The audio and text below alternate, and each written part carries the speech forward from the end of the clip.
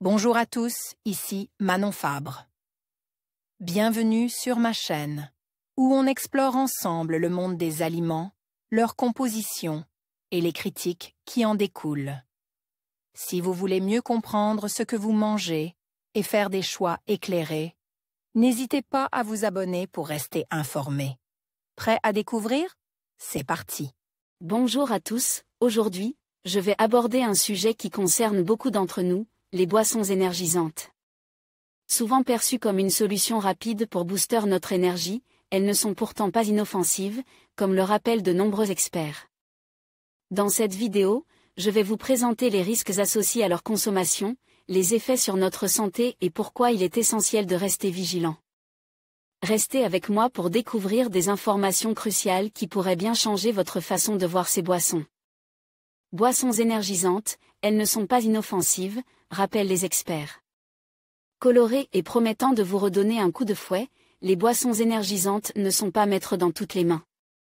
Aux États-Unis, les experts rappellent que leur teneur en caféine, qui varie d'un produit à l'autre, peut être problématique. Elles ont la cote et s'affichent dans de nombreux commerces, sous des couleurs vives et divers goûts sucre. Les boissons énergisantes se démocratisent et promettent de vous stimuler rapidement, une aubaine pour ceux qui veulent un coup de fouet ou tenir jusqu'au bout de la nuit. Mais leur teneur en sucre et surtout en caféine pose question. Comme le rappellent les autorités de santé américaines, la teneur en caféine de ces boissons est très variable, parfois bien trop haute, ce qui peut induire des problèmes de santé, notamment chez les jeunes consommateurs. Quelle quantité de caféine y a-t-il dans les boissons énergisantes? Les consommateurs le savent, leur boisson énergisante contient de la caféine. Mais en connaissent-ils vraiment le taux? Et si celui-ci représente un danger? Selon la Food and Drug Administration, FDA, une boisson gazeuse typique, cola, de 33 centilitres contient 30 à 40 mg de caféine. Une tasse de vert ou noir de 25 centilitres contient 30 à 50 mg de caféine, tandis qu'un café de 25 centilitres aussi peut contenir 80 à 100 mg de caféine. Or le taux de caféine dans les boissons énergisantes est très variable. Certaines des plus grandes boissons énergisantes de marque se situent au même niveau que le café. Une canette de 25 centilitres de Red Bull contient 80 mg de caféine, une canette de 50 centilitres de Monster contient 160 mg de caféine, une boisson plus récente appelée Prime Energy contient beaucoup plus de caféine que ses homologues, à raison de 200 mg dans une canette de 33 centilitres. C'est entre 5 et 7 fois la quantité de caféine d'une portion similaire d'une boisson gazeuse moyenne, ce qui peut mener à des problèmes de santé tels que l'insomnie, des problèmes digestifs et des interférences avec les médicaments. Ils peuvent également présenter des risques importants pour les personnes susceptibles d'avoir des problèmes cardiaques non diagnostiques. Des effets à risque sur les adultes, des dangers chez les plus jeunes.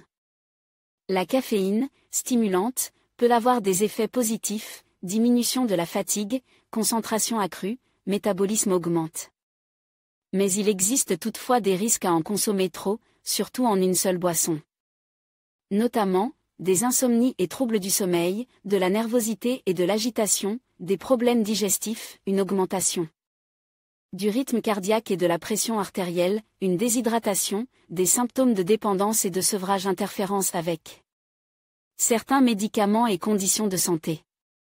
Chez les enfants et les adolescents, qui se dirigent de plus en plus tôt vers ces boissons souvent acidulées, la caféine pourrait bien avoir un effet encore plus problématique estiment les experts, même si des recherches doivent encore affiner ce constat.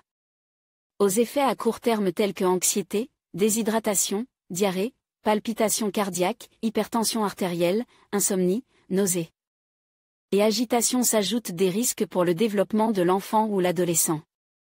Toujours dans Elatline, le Dr Tracy Zaslow, pédiatre, reconnaît un lien problématique, les experts suggèrent également de limiter la caféine à 100 mg au maximum, environ 2 canettes de cola, par jour pour les 12 à 18 ans.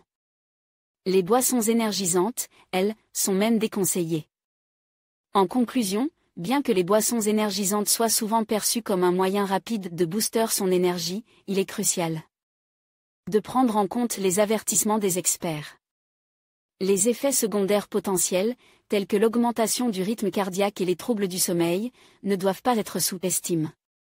Il est essentiel de consommer ces boissons avec prudence et de privilégier des alternatives plus saines pour maintenir notre vitalité. Rappelons-nous que notre santé doit toujours passer en premier.